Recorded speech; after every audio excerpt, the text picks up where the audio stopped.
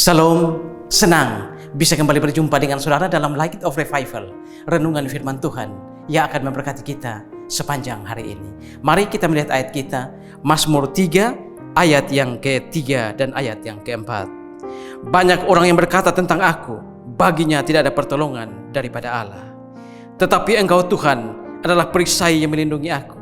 Engkaulah kemuliaanku dan yang mengangkat kepalaku. Ketakutan menghadapi masa depan. Kehidupan di dalam dunia ini seringkali bisa berbanding terbalik dari apa yang kita alami saat ini dan apa yang akan terjadi besok. Saat ini kita mungkin sehat, saat ini kita mungkin kuat, tapi siapa yang bisa menduga bahwa besok kita akan mengalami sakit penyakit dan begitu banyak persoalan. Saat ini kita orang terhormat, saat ini kita dipuja-puji oleh orang-orang, tetapi siapa yang bisa menduga bahwa besok kita menjadi orang yang paling hina, orang yang tidak dihormati. Saat ini kita orang yang kaya, orang yang bergelimang harta, orang yang penuh kemewahan, tetapi siapa yang bisa menduga bahwa besok kita akan menjadi orang miskin, orang yang ada dalam kesusahan dan penderitaan.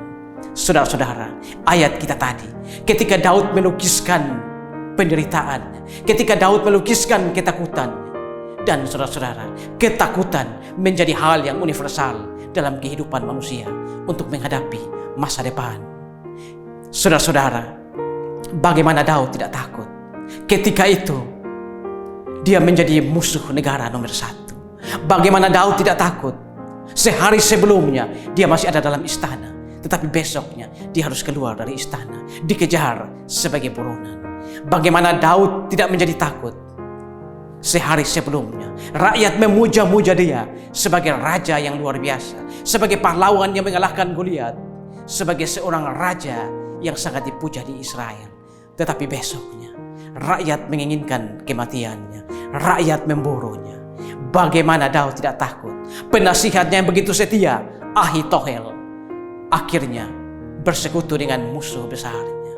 Oh saudara-saudara, lengkaplah penderitaan Daud.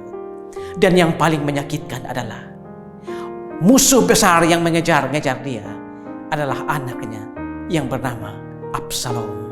Saudara-saudara, Daud begitu ketakutan dan dia berlari ke gunung, masuk keluar hutan. Saudara-saudara, bagaimana Daud tidak mengalami ketakutan? Hal itu terjadi, dan yang paling menyakitkan adalah hal itu terjadi ketika dia berada dalam masa tuanya. Ketakutan ketika kita masih muda, mungkin kita mampu menghadapi ketakutan itu. Tapi bagaimana kalau hal itu terjadi pada masa tua?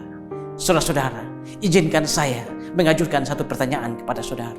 Bagaimana kalau hal itu terjadi pada kita, terjadi pada saya dan saudara?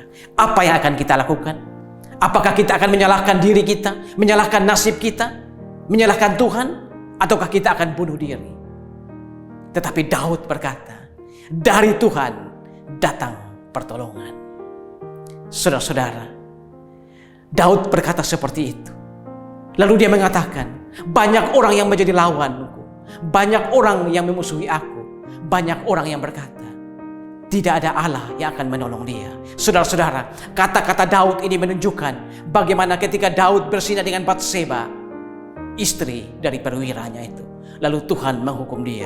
Tuhan tidak peduli dengan dia. Tetapi Daud kemudian datang dan memohon ampun pada Tuhan.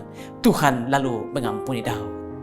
Saudara-saudara, tetapi Daud melanjutkan, Engkau Tuhan adalah perisai yang melindungi aku.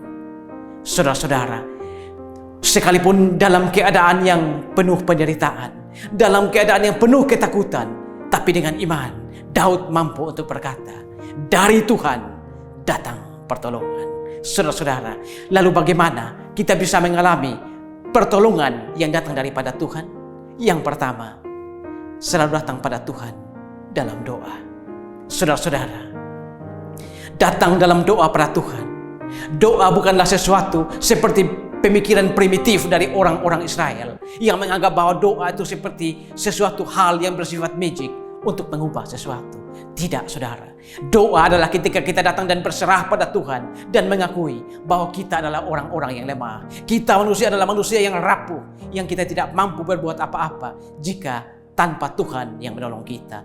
Doa adalah satu pengakuan kepada Tuhan bahwa kita membutuhkan Tuhan. Bukankah Yesus sendiri berkata kepada kita, di luar aku, kamu tidak bisa berbuat apa-apa.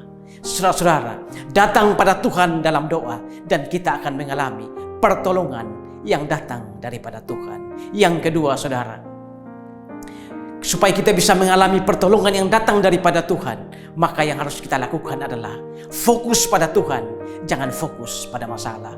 Ketika kita sudah datang dan berdoa pada Tuhan, maka kita harus fokus pada Tuhan. Kita harus tahu bahwa Tuhan kita lebih besar dari masalah yang kita hadapi. Tuhan kita lebih hebat dari masalah yang kita hadapi. Dengan melakukan hal yang kedua ini, maka kita pasti akan mengalami pertolongan yang datang daripada Tuhan. Sekalipun masa depan kita gelap, segelap malam yang paling pekat, tetapi ketika kita melakukan dua hal itu, datang pada Tuhan dalam doa dan fokus pada Tuhan bukan pada masalah, maka kita pasti akan mengalami pertolongan yang datang daripada Tuhan. Saudara-saudara, keadaan kita saat ini pun penuh dengan ketakutan dan kecemasan, bukan? Beberapa saat lagi kita akan mengakhiri tahun ini dan kita akan memasuki tahun yang baru yang penuh dengan misteri. Tetapi saudara, jangan takut. Selalu datang pada Tuhan dalam doa dan fokus pada Tuhan, bukan pada masalah. Maka dengan iman kita pasti akan mengalami dan kita berani untuk berkata, seperti apapun tahun depan, seperti apapun ketakutan dan kecemasan yang akan kita hadapi di tahun depan, namun dengan iman kita percaya dari Tuhan datang pertolongan. Selamat tahun baru, saudara. Amin. Tuhan, terima kasih untuk firman-Mu pagi ini. Kami belajar dari Daud, bagaimana ketika dia mengalami persoalan dan ketakutan yang begitu hebat, tapi dia datang dan berdoa pada Tuhan. Dia fokus pada Tuhan, bukan pada masalah. Biarlah ketika kami akan memasuki tahun ini, tahun yang baru, sekalipun tahun yang baru penuh dengan misteri, namun kami percaya ketika kami datang pada Tuhan dalam doa, ketika kami fokus pada Tuhan dan bukan fokus pada masalah, maka kami pasti akan mengalami pertolongan yang daripada Tuhan. Terima kasih Tuhan. Amin. Saudara, jadikanlah firman Tuhan sebagai pelita dan terang di sepanjang jalan hidup kita. Selamat tahun baru, saudara.